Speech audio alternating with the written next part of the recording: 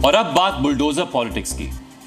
क्या यह मान लिया जाए कि अब से जब भी कहीं बुलडोजर चलेगा उसे धर्म से ही जोड़ा जाएगा, उसे एक मजहब से बदला ही माना जाएगा? यह सवाल इसलिए क्योंकि सियासी ट्रेंड यही बनता हुआ दिख रहा है।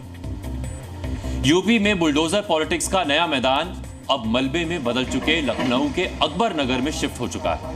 यह लखनऊ में कुकरेल नदी को जिंदा करने की योगी सरकार की मुहिम है, जहां मकानों को मलबे में बदलते आप देख रहे हैं।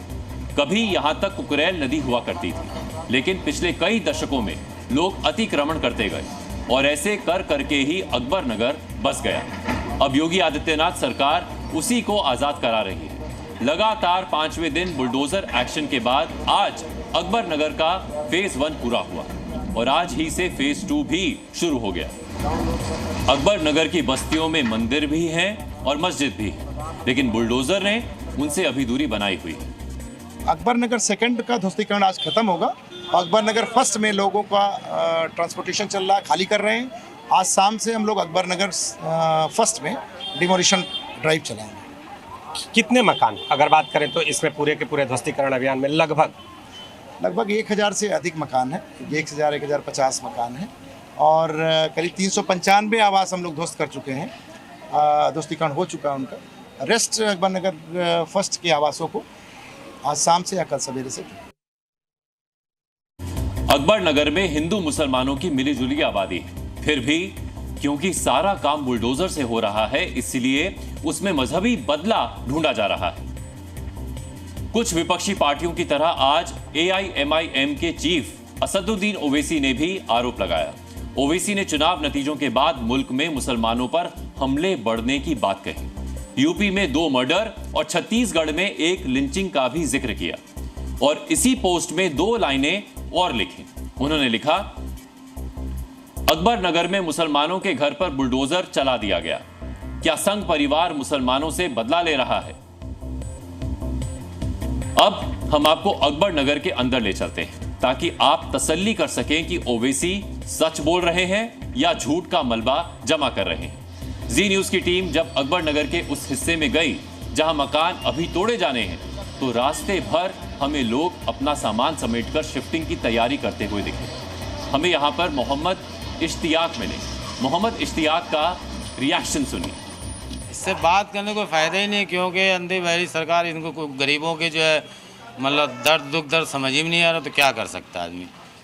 भाई इतना गुहार लगाया गया योगी जी से, भाई हम लोग को ना भगाया जाए, यहीं पे रहने दिया जाए।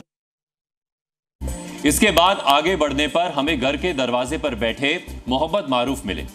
वो तो ज्यादा नहीं बोले, लेकिन उनकी पत्नी दुखी दिखी कि ये सब ठीक नहीं हो रहा है। पूरा कागज है हम लोग के पास, लेकिन फिर भी तोड़ दिया। फिर भी तोड़ दिए। कोई व्यवस्था की? व्यवस्था का वही छोड़ कमरा एक कॉलोनी दी है। बताओ, 4 बच्चे हैं, एक कॉलोनी में कहाँ इंसान रह जाए?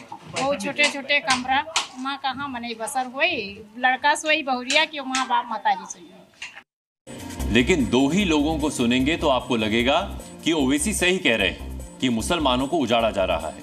इसीलिए आपको दूसरी तस्वीर भी देखनी चाहिए। लालमन यादव का परिवार भी अकबर नगर में ही रहता है। मकान नंबर 3/22 में 3 पीढ़ियां एक साथ रह रही हैं। दीवार पर शुभ लाभ लिखा हुआ है, मतलब इनके हिंदू परिवार होने में कोई शक नहीं है।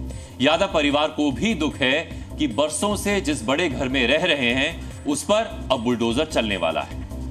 हाउस टैक्स हम लोग दे रहे थे, पानी का बिल हम लोग दे रहे थे, सारी फैसिलिटी जो सरकार को देनी चाहिए हम लोग प्रॉपर दे रहे थे।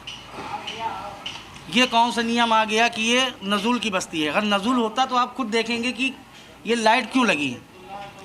यहाँ से आदमी अमेरिका भी जा रहा है, सऊदी भी जा रहा है, लंदन भी जा रहा है, दुबई भी जा रहा है, तो क्यों जा रहा है? पासपोर्ट कहाँ से बनेगा? इलीगल भी बन जाता है? नहीं बनता।